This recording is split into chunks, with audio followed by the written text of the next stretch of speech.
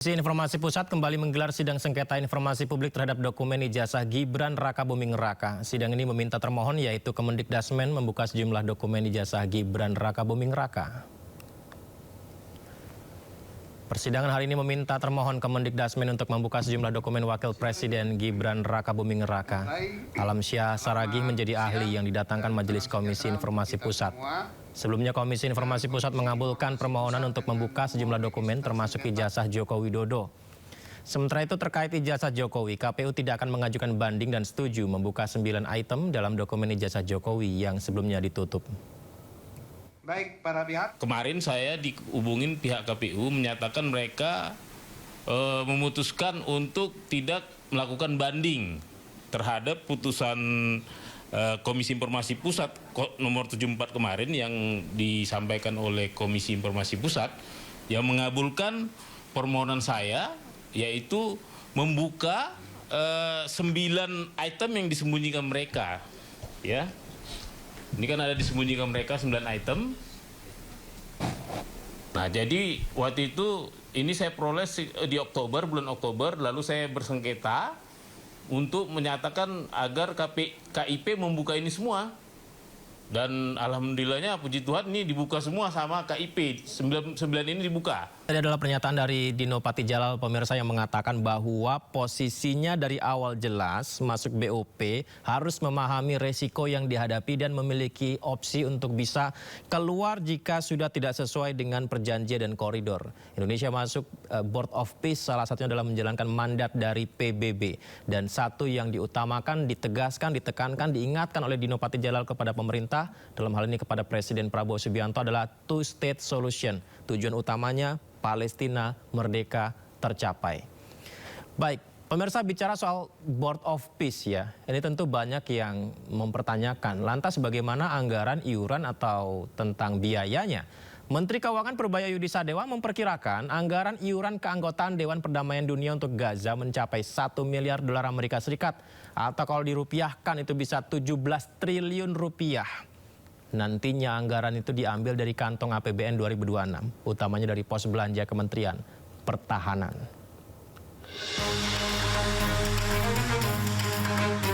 Menteri Keuangan Purbaya Yudisadewa mengatakan alokasi iuran dana partisipasi dalam Dewan Perdamaian atau Board of Peace yang dibentuk oleh Presiden Donald Trump sebagai resolusi perdamaian Gaza berasal dari anggaran Kementerian Pertahanan. Namun Purbaya menggarisbawahi pemerintah saat ini belum memutuskan hal tersebut. Menteri Keuangan juga masih membuka kemungkinan untuk mengambil porsi anggaran dari lembaga lain apabila diperlukan, dengan tetap mengutamakan asas kehati-hatian dalam pengelolaan anggaran negara. Ya, nanti selalu lewat Kemenhan kan, pasti selalu lewat Kemenhan. Tapi apakah memotong untuk anggaran Nanti kita lihat, kalau nggak cukup yang pasti kita reorientasi kan.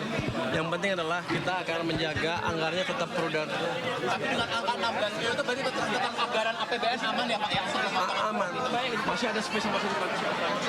Sebagian ada anggaran cadangan untuk kegiatan tertentu, di situ bisa dimasukin ke sana. Seperti diketahui, Indonesia sebelumnya resmi menjadi salah satu negara yang masuk dalam organisasi tersebut.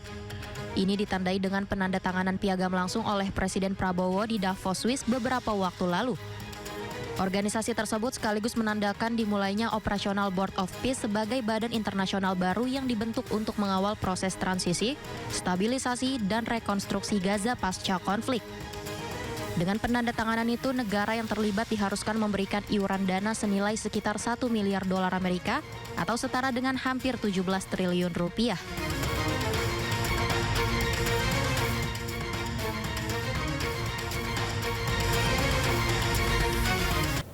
Tujuh pekerja tambang timah tertimbun longsor di kawasan Pondi, Bangka Belitung. Polisi lakukan penyelidikan karena aktivitas penambangan diduga ilegal.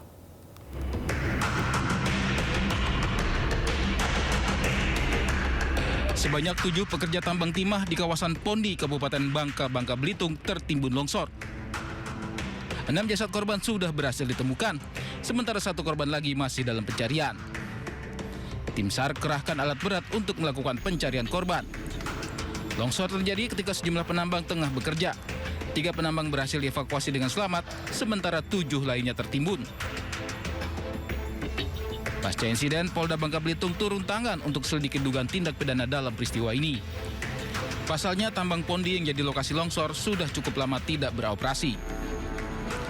Diduga tambang di kawasan ini dimanfaatkan secara ilegal oleh sejumlah pihak, meski lokasi tambang dijaga ketat pihak keamanan. Dalam hal ini dari penyidik kepolisian saat ini baru melakukan investigasi untuk mengumpulkan informasi, keterangan-keterangan terkait kegiatan penambangan di daerah tersebut atau di lokasi tersebut. Dan mungkin nanti akan ditindaklanjuti dengan proses penyelidikan yang lebih mendalam untuk kita ketahui apakah ada unsur pidana atau tidak. Saat ini untuk 6 jasad korban yang sudah ditemukan dipulangkan ke daerah asalnya di Provinsi Banten. Dari Pangkal Pinang, Bangka Belitung, Haryanto, iNews melaporkan. Informasi selanjutnya, Polda Jabar menyelidiki dugaan unsur pidana dalam bencana longsor di Kecamatan Cisarua, Kabupaten Bandung Barat pada 24 Januari 2026. Peristiwa dipicu karena alih fungsi lahan di kawasan itu. Pemirsa, longsor yang terjadi di kaki Gunung Burangrang menimbun lebih dari 30 rumah di 2 wilayah, yakni Kampung Pasir Kuning dan Kampung Pasir Kuda serta Desa Pasir Langu.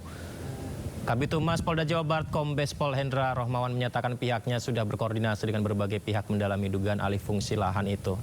Jika melihat kondisi di sekitar lokasi kejadian, terdapat aktivitas pertanian di kaki Gunung Burangrang.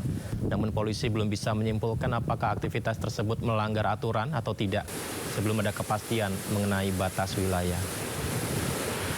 Nah, kita masih proses penyelidikan lah, masih diskusi panjang kira-kira apa pengalihan fungsi lahan tadi itu ya, masih kita dalami sementara. Polisi sendiri sudah ada? Belum, tidak ada. Belum.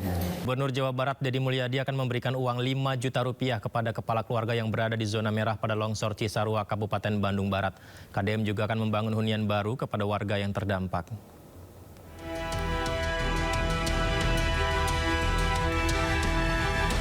Penanganan bencana longsor di Cisarua, Kabupaten Bandung Barat terus menjadi perhatian. Gubernur Jawa Barat Deddy Mulyadi akan memberikan uang santunan kepada ahli waris sebesar 25 juta rupiah setiap kepala keluarga.